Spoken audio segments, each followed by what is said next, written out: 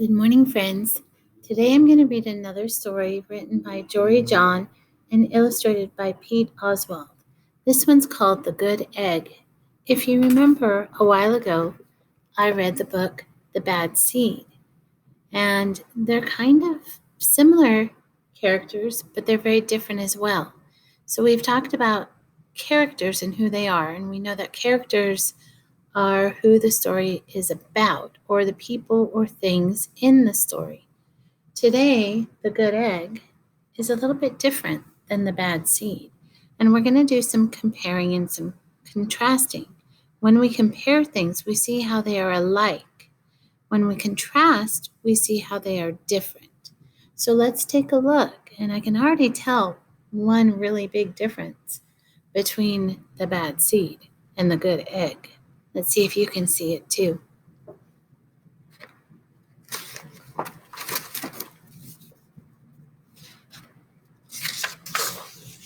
There's that title page, The Good Egg. Oh, hello. I was just rescuing this cat. Know why? Because I'm a good egg. A very good egg.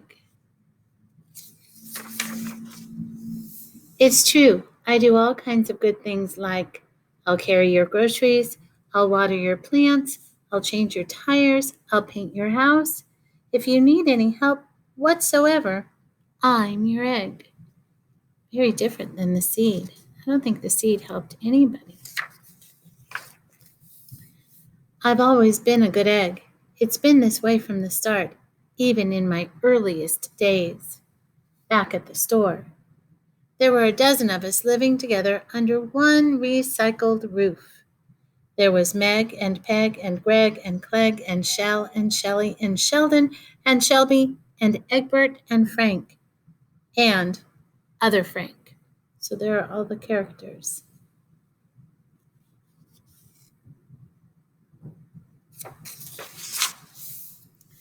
The other 11 eggs weren't on their best behavior. They weren't exactly good. They ignored their bedtime. They only ate sugary cereal. They threw tantrums. They cried for no reason. They broke their stuff on purpose. So we can even compare the good egg to his other eggs that were in the crate with him. Meanwhile, I tried to take charge. I tried to fix their bad behavior. I tried to keep the peace because I was a good egg. A very good egg.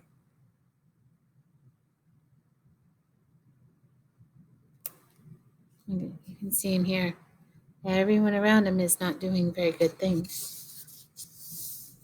Nobody seemed to care, though. Every night I was exhausted. My head felt scrambled. Then, one fateful morning, I noticed some cracks in my shell. They were everywhere. Oh my goodness, look at that. And look at, there's a sticker. It says, not very nice. It says, kick me. They're not very nice. My doctor said it was from all the pressure I was putting on myself, the pressure of making sure everybody was as good as me. I was cracking up, literally. Sometime or something had to change.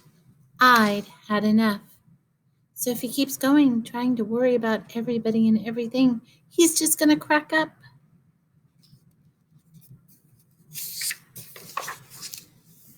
I told Meg and Peg and Greg and Clegg and Shell and Shelley and Sheldon and Shelby and Egbert and Frank and other Frank that I was leaving.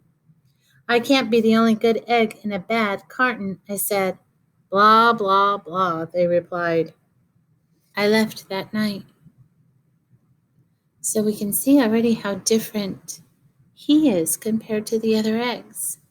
He's good and makes good decisions, and they don't, kind of like the bad seed.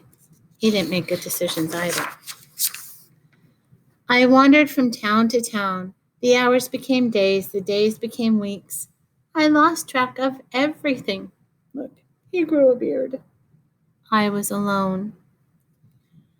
Out there on the road under the stars, I really tried to focus on myself and what I needed. It's good to take time to yourself sometimes.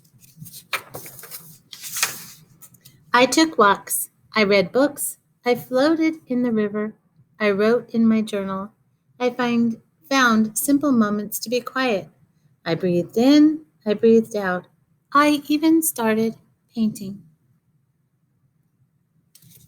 Looks kind of fun. For once, I found time for me. And guess what? Little by little, the cracks in my shell started to heal. My head no longer felt scrambled. He didn't worry about everybody else. He just worried about himself.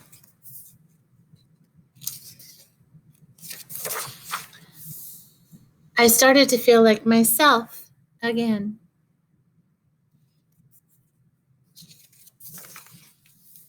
So I've made a big decision. I'm returning to my old carton and my friends. Besides, I'm kind of lonely out here. This time I know what I need to do. I'll try not to worry so much. Oh, even though they're coloring all over him. I'll be good to my fellow eggs while also being good to myself. So he can still be kind to others while taking care of himself. He doesn't have to change anyway. Here we go. Everybody missed me. I missed them too. They made a sign that says, "Welcome home." Hello, Meg. Howdy, Peg. Hey, Greg. Greetings, Clegg. What's up, Shell? Aloha, Shelly. Hey ho, Sheldon. Hi, Shelby. Good day, Egbert. What's happening, Frank? Howdy do, other Frank. Those were all different ways to say hello. Sure, every once in a while somebody's still a little bit bad, but it's not like before. Here's what I realized. The other eggs aren't perfect, and I don't have to be either. I'm okay with that. So look, he's even having fun here, sliding down the stairs.